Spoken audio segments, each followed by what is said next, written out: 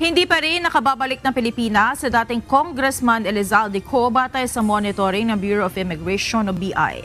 Sa inilabas sa bagong listahan ng Immigration Lookout Bulletin Order o ILBO ng Department of Justice, si former Congressman Co lamang ang wala sa bansa. Ayon kay Melvin Mabulak, Deputy Spokesperson ng BI, agad nilang itatawag sa concerned agencies ang departure o arrival ng mga nasa listahan ng ILBO. Nilinaw naman ng BI na ang ILBO ay hindi nagpapahintulot sa kanila na harangin ang pag-alis ng mga nasa listahan. Maaari lamang niya itong gawin ng BI kung merong ilalabas na whole departure order ang korte.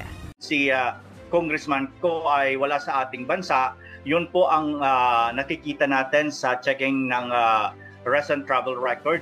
Considering na maalam na po natin ever since na nagkaroon na po siya ng departure. Wala po tayong jurisdiction sa kanya for now dahil wala po siya sa Pilipinas, nasa ibang bansa po siya.